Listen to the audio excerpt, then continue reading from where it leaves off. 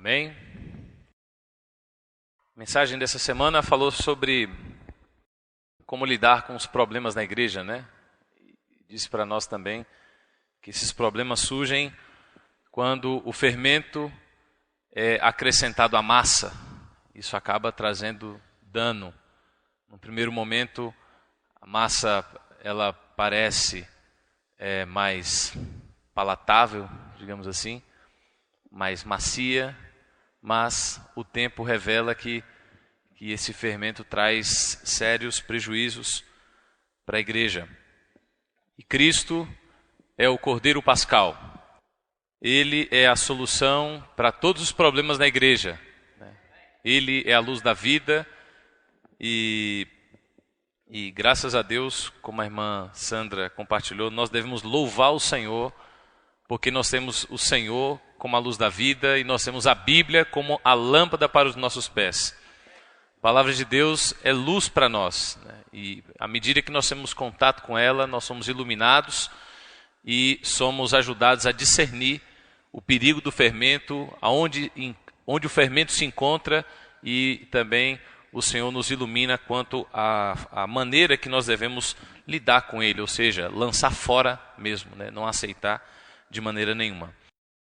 Aos domingos, irmãos, nós temos reservado a parte final da reunião para poder compartilhar com os santos acerca do conteúdo daquele livro, 40 lições essenciais da vida cristã. Eu não sei como que os irmãos têm recebido essas palavras, mas todas as oportunidades que eu tenho de estar aqui para poder falar sobre esses assuntos com os santos, eu faço questão de dizer acerca da importância dessas lições para a nossa vida. A palavra de Deus é rica, né? Ela é maravilhosa, ela tem porções que trazem luz para nós, porções que nos levam a nos alegrar, tem porções de advertência, e ela também tem porções que precisam ser entendidas por nós como fundamentos. São questões essenciais que todos nós precisamos conhecer, elas precisam fazer parte da base da nossa fé cristã. Sem essa base, a qualquer momento a nossa vida espiritual pode ruir. Nós estamos aqui sobre um salão, né, há um teto, eu imagino que bastante pesado, né, toda essa ferragem, mas o que sustenta tudo isso é a base sólida que esse salão possui e as colunas que foram colocadas, né, nas paredes. Ninguém está vendo as colunas, elas estão entre as paredes, mas elas são essenciais para manter essa estrutura. Da mesma forma, existem porções da palavra de Deus que são importantíssimas nós tomarmos posse, nós conhecermos, para que a nossa vida cristã esteja bem fundamentada.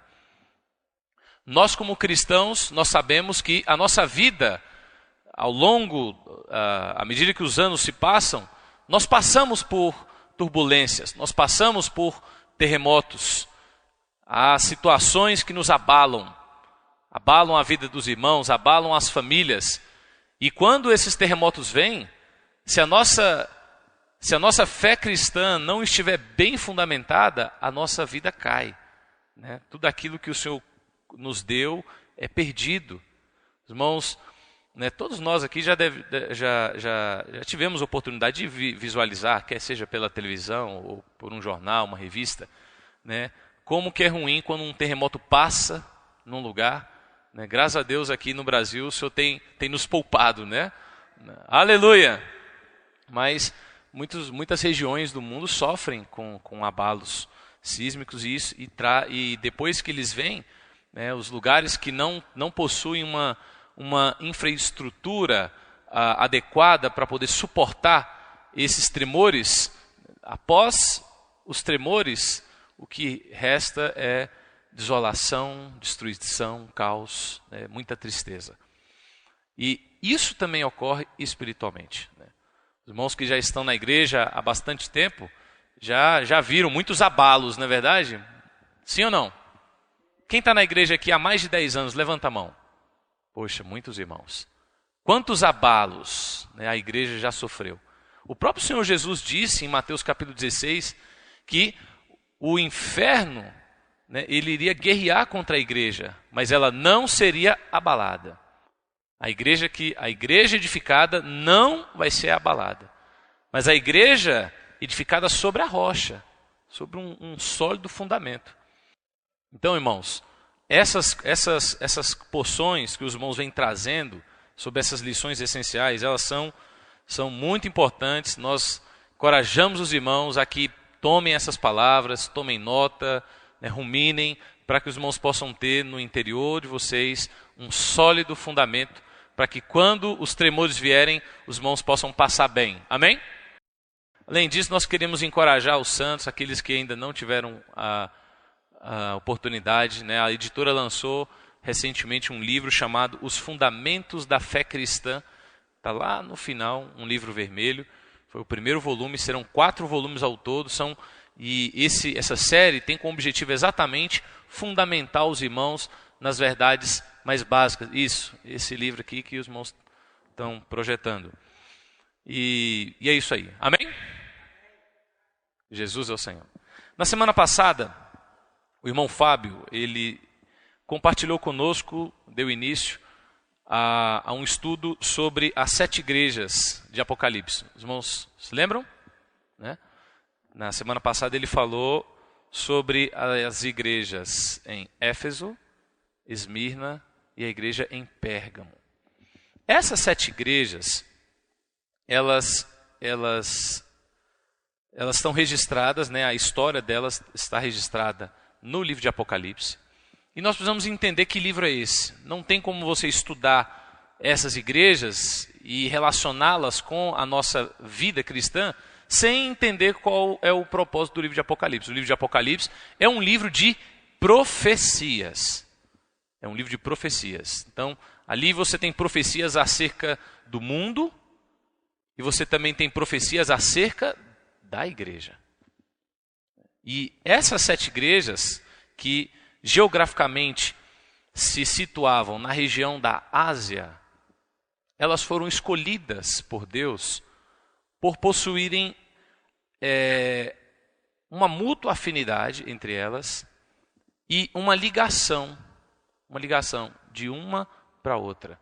E essas 7 igrejas, elas representam toda a história da igreja, desde o seu surgimento, ali na cidade de Jerusalém, até a volta do Senhor.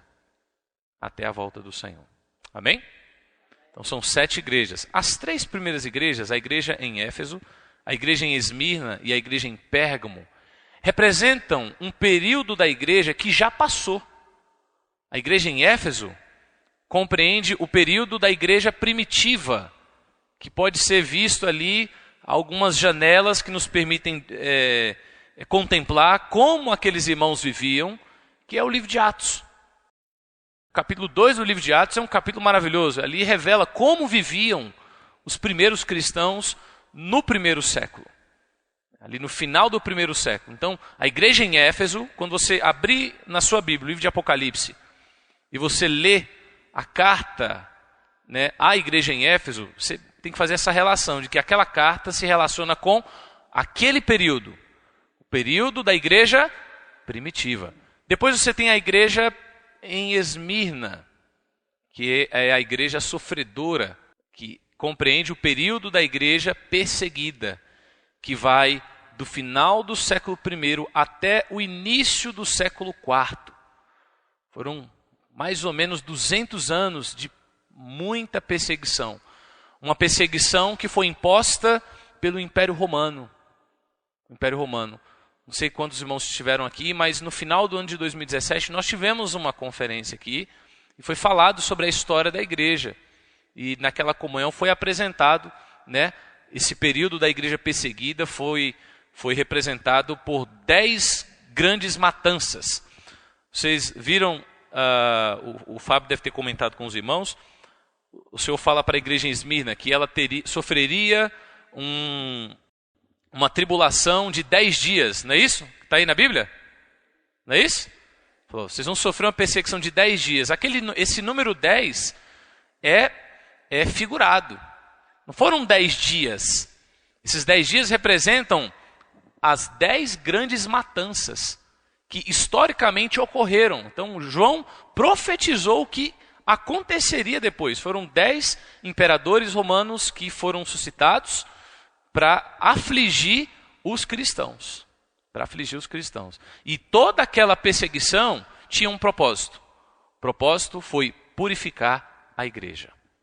Toda tribulação que o Senhor levanta no nosso meio, irmãos, é para nos purificar. Como diz Pedro, 1 Pedro 4, 12, não podemos estranhar o fogo ardente. O fogo ardente visa nos purificar, fazer com que as impurezas sejam depuradas, se levantem. Né? A alta temperatura faz com que a impureza seja levantada e o ouro, né, que é um metal mais pesado, ele vá para o fundo. Então, o sofrimento, a tribulação é algo que Deus usa para essa finalidade, nos purificar. Depois, no final do 4º século, depois de muita perseguição, os cristãos tiveram uma virada na vida. Né? O imperador Constantino, no ano de 313, ele uniu a igreja com o Estado romano, o Estado de Roma, e oficializou aquela união. Por isso que a igreja em Pérgamo, na palavra Pérgamo, significa união ou casamento. E a partir daquela união, os cristãos saíram das cavernas para os palácios, das florestas para as avenidas. E eles que se reuniam às escondidas passaram a ter grandes templos.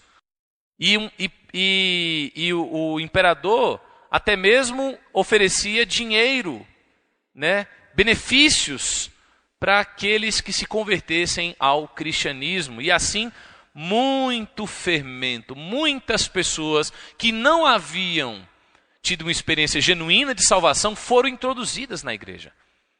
E assim o fermento lentamente começou a ser implantado nessa massa, né, essa massa cristã. Constantino, após um período, ele se mudou. Ele mudou a capital. A capital do Império Romano ficava onde? Em Roma. Depois ele transferiu a capital para uma cidade chamada Bizâncio. E depois ele batizou a cidade com o seu próprio nome, né? Constantinopla. Então Constantinopla passou a ser a capital do Império Romano. Então veja, a união ocorreu aonde? Em Roma. Igreja e Roma. Só que Constantino migrou a capital do Império para Constantinopla. Mas aquele período, né, de namoro, de envolvimento entre igreja e Estado, já havia produzido muitos efeitos negativos sobre a igreja. A igreja já havia sido embevecida pela soberba do Estado, pela política do Estado, por todas aquelas coisas negativas que havia no mundo naquela época. E embora eles não mais convivessem, igreja e Estado, na mesma cidade, a igreja em Roma absorveu tudo aquilo que o Estado ofereceu.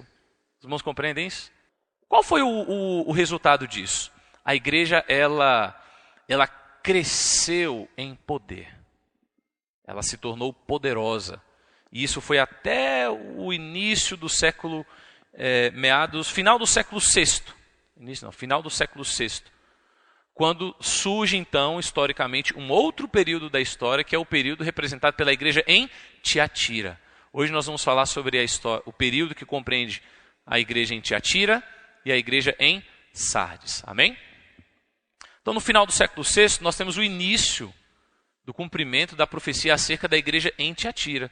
Então, aquela união entre o Estado e a igreja produziu uma igreja misturada, uma igreja não mais santificada, não mais purificada. Toda aquela purificação que Deus operou por meio da perseguição, né, voltou. Toda a sujeira voltou depois. O fermento estragou tudo. Em Mateus, capítulo 13, versículo 33. Capítulo 13 de Mateus apresentam 7 parábolas. Essas 7 parábolas possuem uma relação direta com as 7 igrejas de Apocalipse. A parábola do semeador se relaciona com a parábola do semeador se relaciona com a igreja em Éfeso. Tem uma relação. A parábola do joio e do trigo se relaciona com a parábola da igreja em Esmirna. E a parábola do grão de mostarda se relaciona com a igreja em Pérgamo. E a parábola do fermento se relaciona com a igreja em Tiatira. Vamos ler o que está em Mateus 13, 33. Disse-lhes outra parábola: o reino dos céus é semelhante ao fermento que uma mulher tomou e escondeu em 3 medidas de farinha até ficar tudo levedado. Então, essa mulher, ela pegou o fermento e colocou nas medidas de farinha e levedou tudo, misturou tudo. A igreja em Tiatira, a palavra Tiatira significa sacrifícios incessantes. E o grande problema daquela igreja, a grande acusação de Deus contra aquela igreja foi a apostasia. Apostasia, para quem não sabe, é desvio. A igreja se desviou da sua função original. Se desviou daquilo que Deus havia idealizado para ela.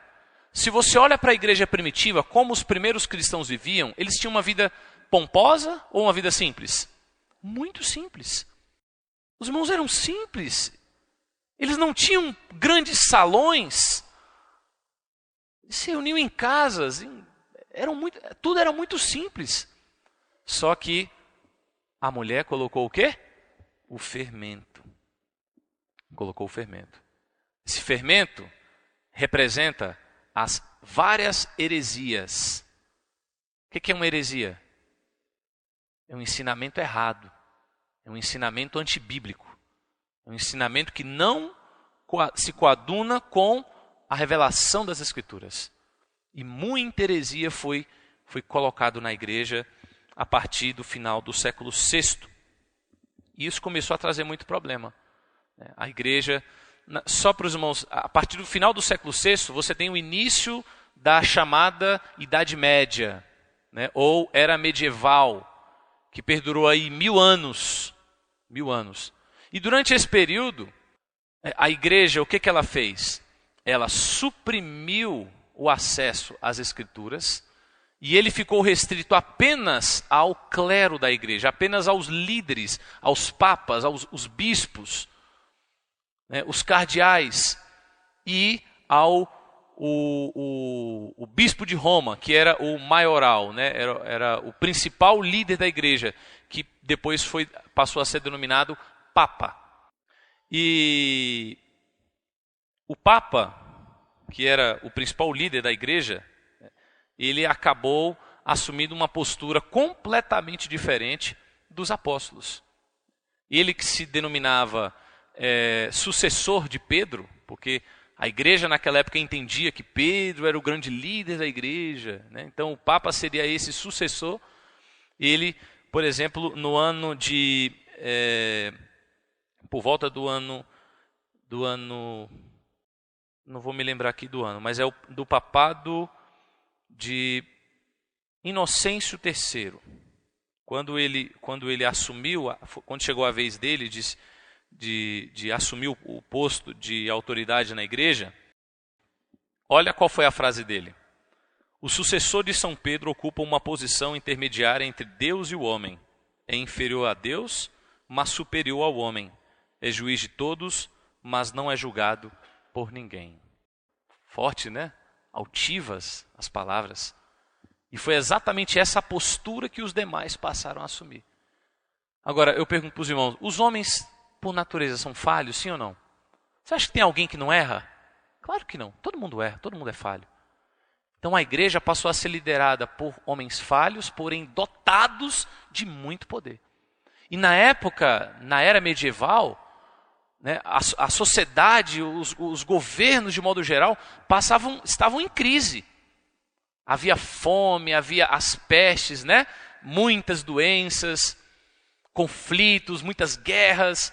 E a igreja passou a assumir um papel de protagonista, de mediadora de conflitos, para com isso, vamos sem guerra, vamos parar com isso. E o Papa começou a mediar essas coisas e passou a assumir um protagonismo muito grande na história. E o seu poder passou até mesmo a transpor a esfera da igreja e a influenciar também muitos governos, os estados. E muitas vezes, ele quem colocava e ele quem tirava governantes. Havia um poder gigantesco, né? E a igreja se assoberbou. Aí as heresias surgiram, né? Como, por exemplo, pagamento de indulgências. As pessoas cometiam pecados, chegavam lá para confessar para um líder da igreja e ali ele dizia que para ele ser perdoado do pecado dele, a pessoa ela precisava pagar. Precisava pagar. E como essas, inúmeras outras heresias, inúmeras outras mentiras foram introduzidas na igreja e isso trouxe muitos problemas. Só para os irmãos terem noção, semana passada, nós estivemos em Ouro Preto. Alguém aqui já esteve em Ouro Preto? Né? Estivemos em Ouro Preto. Levamos os jovens para lá, fizemos uma viagem, fizemos um passeio turístico com eles. E tivemos a oportunidade de conhecer algumas igrejas, alguns templos católicos antigos, né? De 1700 e alguma coisa, bem antigo. Quando você entra lá, irmãos, na hora que eu entrei, minha esposa falou a frase dela: meu Deus, quanta soberba. Ouro, as paredes todas pintadas de ouro, ouro de ponta a ponta. Você vê, não tem nada a ver com aquilo que Deus havia idealizado para a igreja. Os irmãos compreendem isso? Muita soberba, muita pompa, muito ouro, para que aquilo? Aí próximo do altar, né, lá a parte mais adiante da igreja, havia no chão de madeira, havia uns números. Estava lá, 1, 2, 3. Tá? Aí, quanto mais você se afastava do altar, o número ia aumentando. Aí eu perguntei para o guia, falei, por que são esses números aqui? É assim, ó. Naquela época, as pessoas que tinham dinheiro pagavam para ter um lugar mais próximo de Deus quando morrerem. Olha que coisa. E quanto mais dinheiro você tivesse, mais próximo do altar. Por isso, número 1, número 2, número 3. Então aqueles ali tinham muito dinheiro. E os corpos eram enterrados na igreja. Né? E ficou até... Ele me disse lá qual foi o ano, quando o Papa... porque começou com o tempo, subiu o quê? O mau cheiro. Aí pediram para tirar todos aqueles ossos e ao lado de toda a igreja lá tem um cemitério, onde foi colocado os ossos daquelas pessoas. Mas o número está lá. Eu pergunto, isso é bíblico? Sim ou não? Claro que não. Claro que não. E como essas, muitas outras heresias foram inseridas na igreja. Agora, as pessoas não tinham como conferir, como saber se aquilo era correto ou não. Eles só tinham o quê? A palavra do Papa. Só isso. E a palavra do Papa era superior à palavra da Bíblia. Havia um dogma no catolicismo romano chamado o dogma da infabilidade papal. O Papa nunca erra. Aí você tinha lá a igreja, né? As cadeiras, tal. E haviam 2 corredores, um em cada lado. E em cada corredor havia 2 banquinhos, assim, um de frente para o outro. Eu perguntei, o que são esses banquinhos aqui? Sabe o que era? O banco das conversadeiras. Banco das conversadeiras? É, banco das conversadeiras. E por quê? Porque na época, as missas eram celebradas em latim. E ninguém entendia nada. E as mulheres, como não conseguiam entender nada do que estava sendo dito, achavam enfadonho aquilo. E, vamos lá para o banquinho. Enquanto a missa se processava, elas ficavam ali, o quê? Falando, conversando. E foi batizado o banco de Banco das Conversadeiras. Todo o templo lá tem o Banco das Conversadeiras. E, poxa vida. Por quê? Porque a palavra não era clara para as pessoas, ninguém entendia. Irmão, sabe por quanto tempo perdurou isso? Os irmãos estão entendendo o que eu estou falando, sim ou não? Imagina os irmãos se assentarem aqui todo fim de semana e não entender nada do que está sendo dito. Imagina a sensação. Aí tinha que ter o banco das conversadeiras mesmo, né? Ninguém está entendendo nada. As missas eram celebradas em latim, de costas para o povo. De costas para o povo. Então, irmãos, muita mistura, muita coisa negativa foi introduzida na igreja. E uma das principais coisas negativas que foram introduzidas na igreja nesse período foi a adoração a ídolos. Quando você abre a carta à igreja em Tiatira, em cada uma das cartas o Senhor é apresentado de uma forma. A maneira como ele é apresentado à igreja em Tiatira, sabe como que é? Vamos abrir aqui para os irmãos verem. É assim, ó. Apocalipse capítulo 2, versículo 18. Ao anjo da igreja em Tiatira escreve: estas coisas diz o Filho de Deus. Por que o Senhor se apresentou como Filho de Deus? Porque no âmbito naquela época, e até hoje isso se perdura, né, na esfera do catolicismo romano, como que Jesus é retratado ali? Como filho de quem? Como filho de Maria. Então é exatamente por essa razão que aqui ele é apresentado como Filho de Deus. Amém? Tiatira significa sacrifícios incessantes. Versículo 20 fala de uma mulher. Tenho, porém, contra ti o tolerares que essa mulher, Jezabel, que a si mesmo se declara profetiza, não somente ensine, mas também seduz os meus servos a praticarem prostituição e a comerem coisas sacrificadas a ídolos. Então ele fala de uma mulher também. Ele fala de uma mulher. Uma mulher que se declara profetiza. Na Igreja Católica, o falar mais importante é o falar do Papa e não falar das Escrituras. As pessoas não são fomentadas, não são encorajadas a lerem a Bíblia, a lerem as Escrituras. Se você for perceber que quando as pessoas estão indo para uma missa, ninguém vai com nada na mão, não vai com Bíblia, não vai com nada. Por quê? Porque o Papa vai falar. E foi assim por muitos anos. Da igreja em Tiatira para frente é a história que ainda está ocorrendo. Tá certo, irmãos? Até a igreja em Pérgamo já ocorreu. Da igreja em Tiatira, Sardes, Filadélfia e Laodiceia, essa história está em processo. É uma história que ainda está em processo. E eu falei que a igreja foi perseguida por um momento pelo Império Romano. Só que durante esse período aqui, a igreja também, ela mesma, impôs uma perseguição que foi chamada de Inquisição. E muitas pessoas, muitos cristãos genuínos, que se opuseram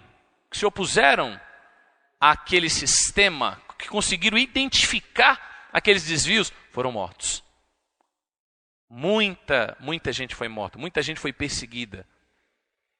Graças a Deus, durante esse período, eu não tenho como trabalhar todos os aspectos do que está aqui no livro de Apocalipse, tá, irmãos? Então eu estou parafraseando para os irmãos terem o maior número de informações possível sobre esse período.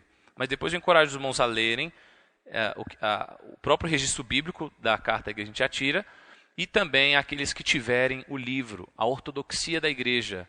É um livro excelente, né? Quem não tiver, eu não sei se tem na biblioteca aqui da igreja, é um livro que vale a pena ler. Você tem cada capítulo ali explicando direitinho como que ocorreu aquele período, o que se passou. Amém?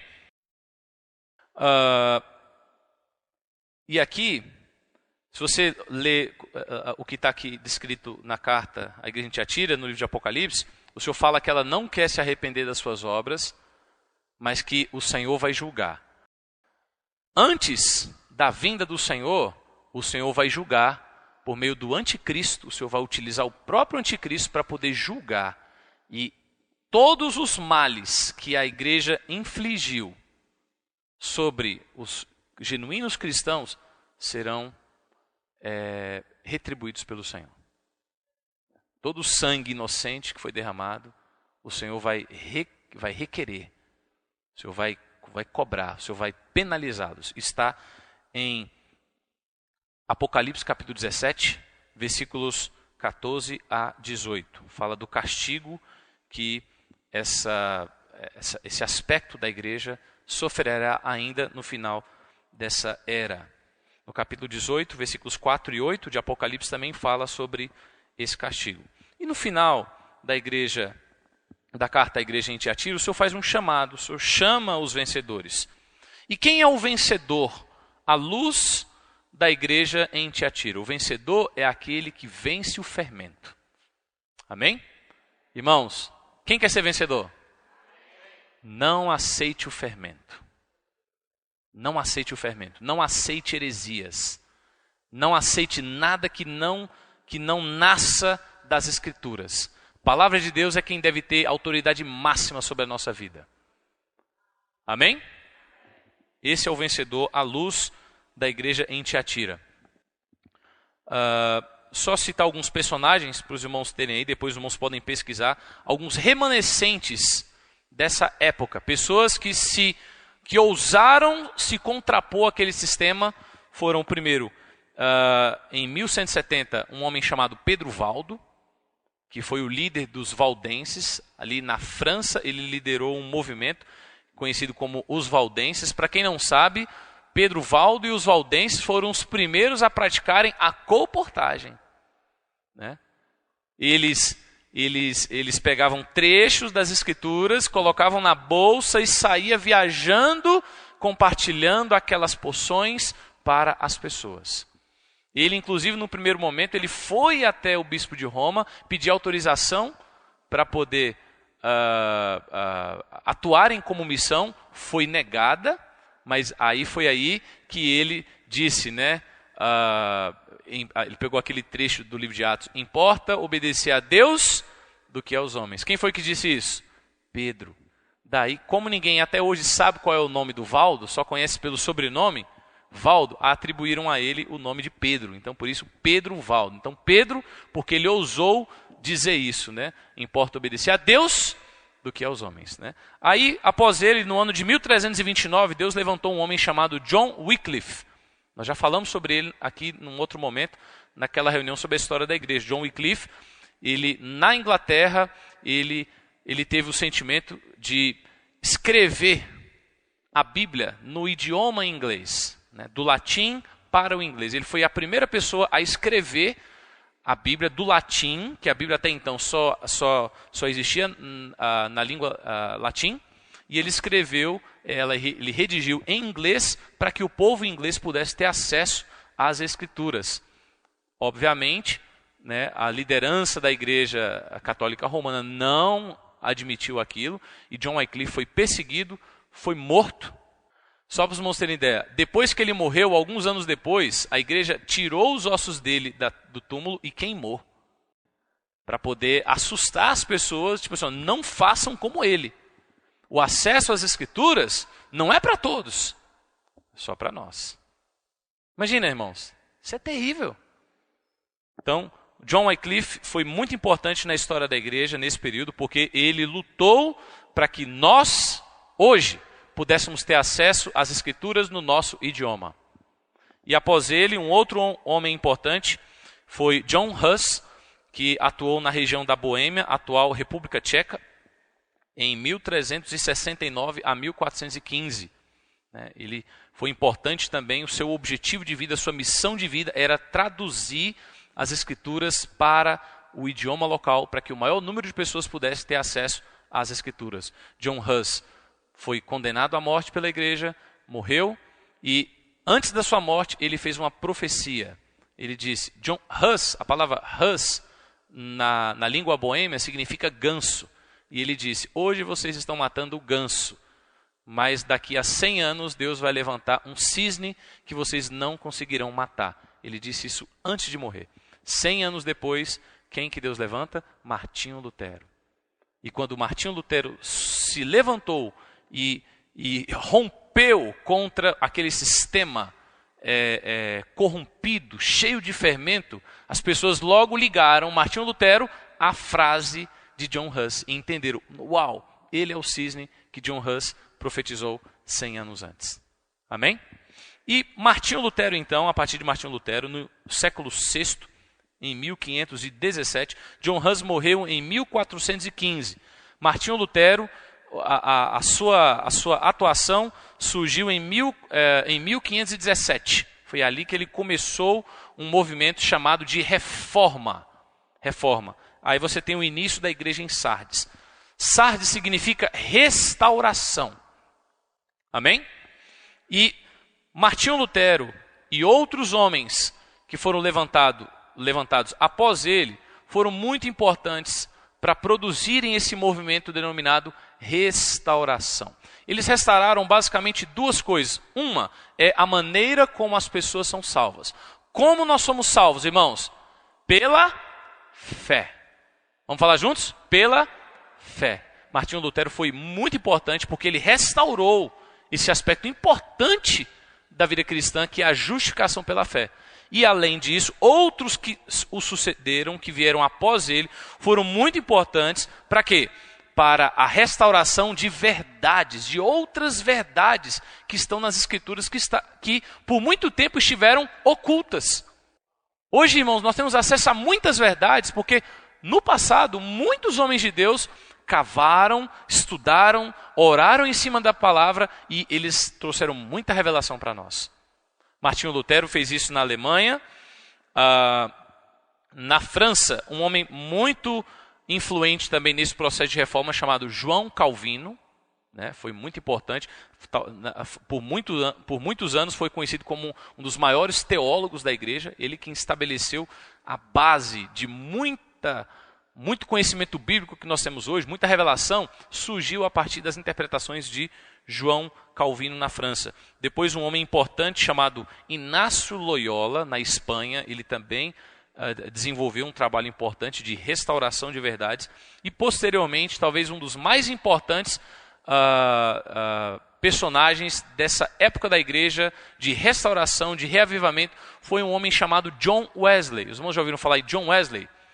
John Wesley foi um homem extremamente importante na história da restauração da igreja. Ele tinha um irmão chamado Charles Wesley, e ele liderou esse movimento de restauração na Inglaterra.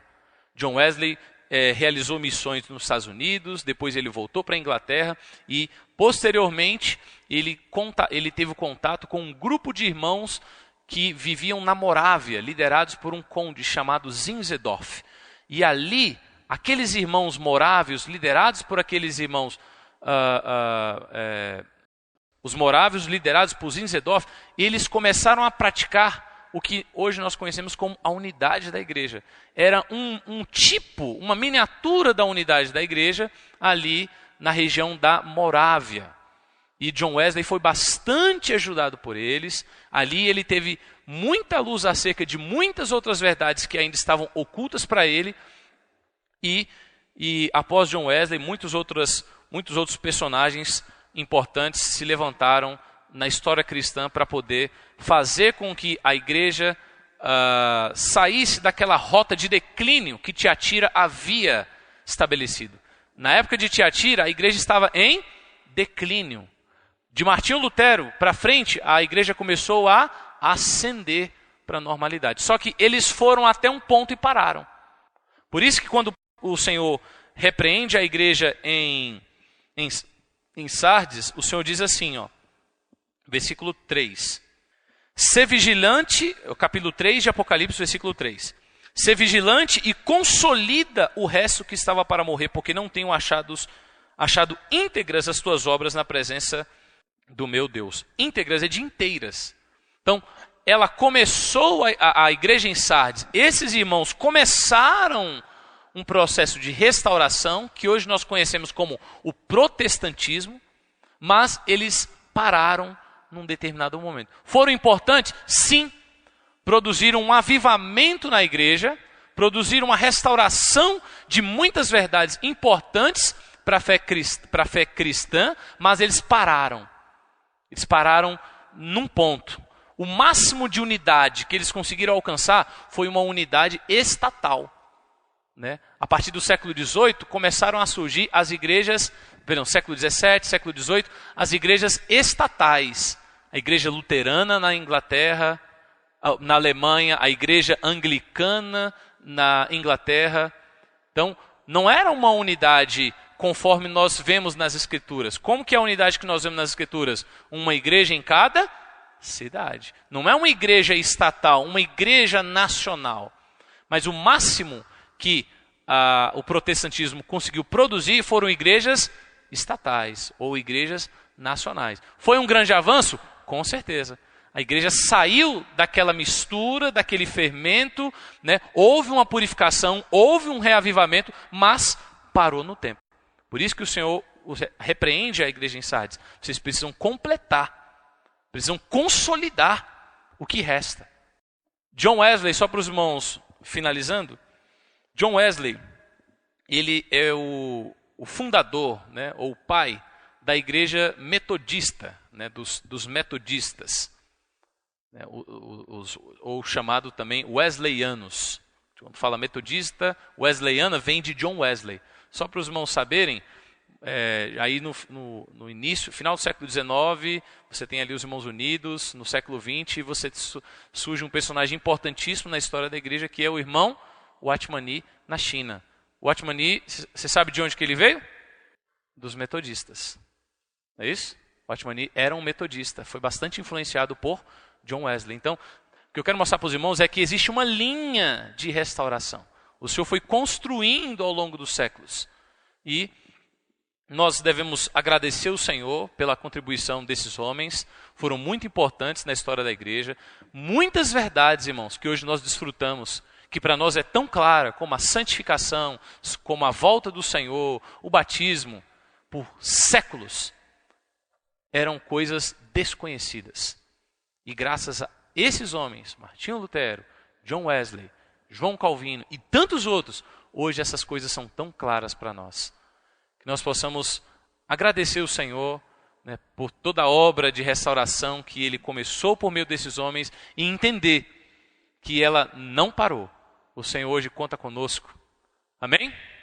Na próxima comunhão que os irmãos tiverem aqui, vai ser apresentado para os irmãos sobre o período da igreja em Filadélfia. Amém?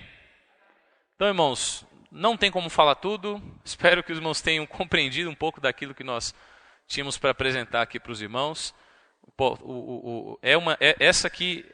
Essa comunhão de hoje, ela tem um caráter realmente histórico, né? Fazer com que os irmãos compreendam um pouquinho da nossa história. Essa é a nossa história. Nós não nascemos ontem. A igreja em Brasília não surgiu ontem. Nós somos o resultado de uma construção. E esse é o nosso legado, essa é a nossa história. Aqueles irmãos que quero encorajar os irmãos, aqueles que não assistiram, não participaram daquela reunião sobre a história da igreja, busque depois o acesso. Está no vídeo, está naquele canal Rio de Água Viva, está lá, os irmãos filmaram toda a história sendo contada com riqueza de detalhes, desde o surgimento da igreja até Martinho Lutero. Os irmãos que quiserem conhecer mais, podem acessar esse vídeo, tá bom? E é isso aí. Jesus é o Senhor.